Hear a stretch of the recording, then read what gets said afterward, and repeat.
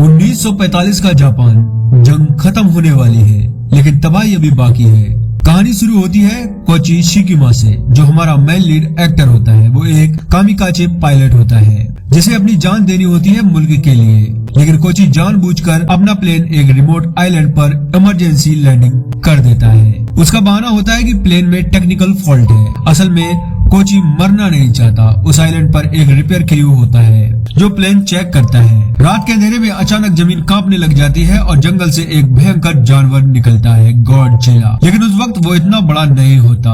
Godzilla island पर हमला कर देता है। रिपेयर क्रू के लोग चिल्लाते हैं, भागते हैं। कोची के हाथ में गन होती है। सब लोग उससे गॉडजिला पर गोली चलाने को कहते हैं, लेकिन कोची डर के मारे ट्रिगर ही नहीं दबा पाता। गॉडजिला सबको कुचल देता है, मार देता है और कोची जिंदा रह जाता है। और उसके साथ एक और आदमी जिंदा बचता है जो उसके ऊपर बहुत ज्यादा गुस्सा करता है कि उसने गोली क्यों नहीं चलाई। सुबह जब वो आइलैंड से निकलता है, उसकी आंखों में सिर्फ लाशें होती हैं और दिल में जिंदगी भर का गिल्ट, मैंने गोली क्यों नहीं चलाई। कोची वापस जापान आता है, लेकिन टोक्यो तबाह हो चुका है। उसके घर मिट्टी में मिल चुके हैं, पेरेंट्स मर चुके होते हैं और एक औरत जो उसकी पड़ोसी होती है वो उसे गुस्सा करती है क्योंकि वो जंग से भाग आया। वो कायर कहलाता है। एक दिन उसकी मुलाकात होती है नोरिको ओशी से, एक अनाथ लड़की जो एक छोटी सी बच्ची अकीको को अपनी बेटी की तरह संभाल रही होती है। तीनों मजबूरी में एक छोटे से घर में साथ रहने लग जाते हैं। नोरिको का कहना होता है कि जिंदा रहने के लिए एक जंग लड़नी पड़ती है, जिंदगी एक जंग है। लेकिन कोची के दिमाग में सिर्फ एक ही आवाज घूमती रहती है, तुम कायर हो, तुमने ड्यूटी नहीं निभाई। कोची नोरिको के साथ नहीं रहना चाहता, लेकिन उसकी कहानी सुनने के बाद उसके साथ रहने का फैसला कर लेता है। उसके पड़ोसी उसे ताना मारते हैं कि वो डरपोक और कायर है। उसकी पड़ोसी उस बच्ची के लिए उन दोनों को खाना वाना देती है। कोची अपने लिए जॉब तलाश करता है। अब जब जापान धीरे धीरे खुद को संभाल रहा होता है, कोची माइल स्वीपर शिप पर जॉब मिल जाती है। समुद्र में बची हुई नवल माइल्स को निकालने का काम।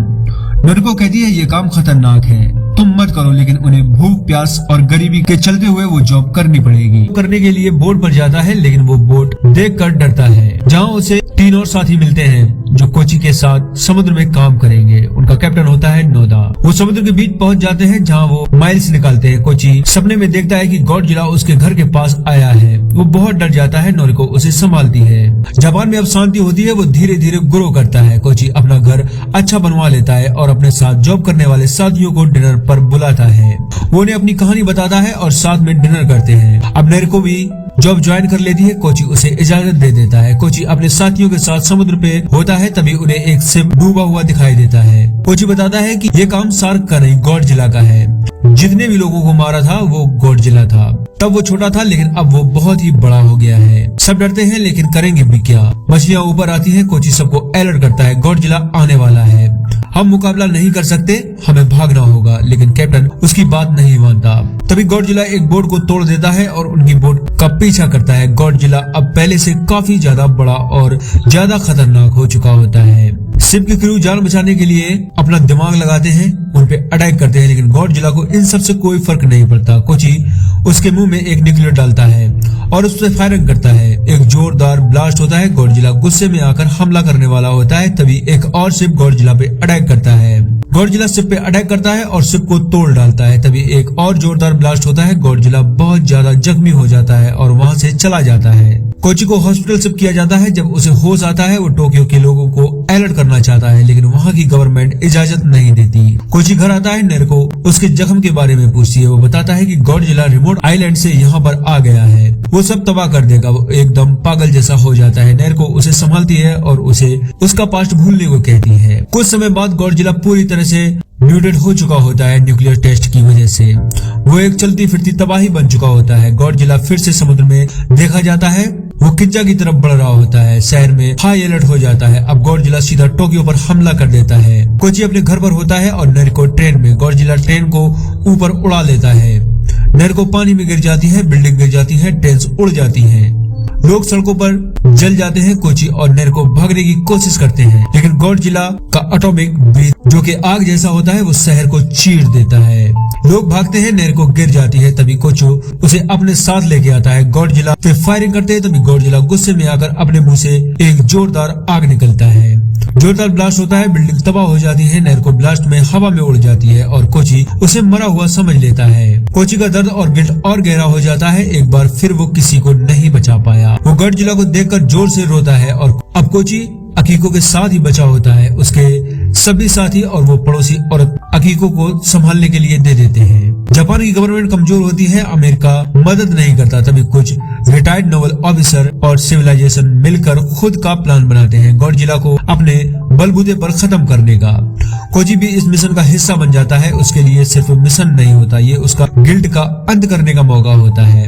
नोदा जो कि कोची का कैप्टन होता है वो एक्सप्लेन करता है। प्लान ये होता है कि गॉडजिला को समुद्र के बीच में ले जाकर प्रेशर और एक्सप्लोशन के जरिए उसका शरीर तोड़ दिया जाएगा, क्योंकि हमारे हथियार काम नहीं कर सकते। समुद्र में ही उसको मारा जा सकता है। कोची को एक एक्सप्लोसिव लोडेड प्लान दिया जाता है। सबको लगता है कि कोची फिर से कामकाजी बनेगा, लेकिन इस बार फर्क होता है। कोची ने प्लेन में एक सिगरेट रखा होता है। वो मरना नहीं चाहता, वो जीना चाहता है। ताचिबाना जो रिमोट आइलैंड पर था, कोची उसे ढूंढता है, उसके लिए खत लिखता है और खत में उसके बारे में बुरी बातें लिखता है ताकि ताजिबाना फाइटिंग जेट को बना सके या उसे रिपेयर कर सके।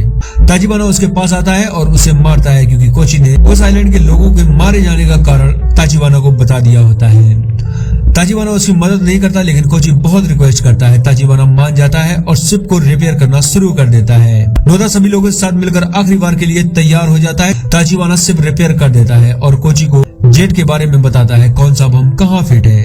कोची अकीको को अपनी पड़ोसी के पास दे देता है, साथ में कुछ पैसे भी, ताकि अगर वो मारा जाए तो उसका ख्याल रखे। समुद्र में फाइनल बैटल होता है। शिप्स गॉडजिला को घेर लेती हैं, बम फटते हैं। कोची अपना जेट लेके निकलता है। गॉडजिला समुद्र से बाहर आता है। नोदा कहता है, हमें इसे समुद्र में ले जाना होगा। कोची अपना जेट लेके गॉडजिला पे अटैक करता है। गॉडजिला उसका पीछा करता है, वापस से समुद्र के अंदर जाता है। नोदा शिप से गॉडजिला पे अटैक करता है। तभी गॉडजिला आग उगलता है, समुद्र का पानी, जहाज सब हिल जाते हैं। तभी नोदा अपने जहाजों से एक ट्रैप बनाता है, गॉडजिला पे अटैक करता है। गॉडजिला घायल होता है, वो पानी के 1500 मीटर अंदर चला जाता है। सब सोचते हैं वो मर गया, लेकिन तभी उनकी बोट हिलती है। वो प्लान भी शुरू करते हैं, लेकिन फिर भी गॉडजिला जिंदा रहता है। वो उसे ऊपर खींचते हैं सभी जहाजों की मदद से। तभी गॉडजिला आग उगलने वाला होता है। कोची अपना प्लेन गॉडजिला के मुंह की तरफ ले जाता है। सबको लगता है सब खत्म, लेकिन लास्ट मोमेंट में कोची इजेक्ट कर जाता है। प्लेन सीधा गॉडजिला के अंदर घुसकर ब्लास्ट करता है। गॉडजिला का शरीर टुकड़ों में बिखर जाता है और वो समुद्र में डूब जाता है। कोची बच जाता है। असल में ताचिबाना ने उसके लिए एक सेफ्टी सिस्टम लगाया होता है। सब कोची की वाहवाही करते हैं। जब वो घर आता है तब पता चलता है कि नोरिको जिंदा है। वो ब्लास्ट में बच गई होती है, लेकिन उसकी एक आंख चली गई होती है। नोरिको कहती है, अब तुम्हारी जंग खत्म हो गई है। कोची बहुत रोता है। मूवी का एंड होता है, गॉडजिला के कुछ हिस्सा फिर से हील कर रहा होता है। मतलब खतरा शायद अभी पूरी तरह खत्म नहीं हुआ, लेकिन इस बार जापान के पास सिर्फ डर नहीं, उम्मीद भी होती है। गॉडजिला -1 असल में मॉन्स्टर की कहानी नहीं, एक टूटे हुए इंसान की कहानी है, जो जंग से जिंदा तो लौट आता है, लेकिन अपनी रूह हार चुका होता है और फिर वो धीरे धीरे दोबारा से जीना सीखता है।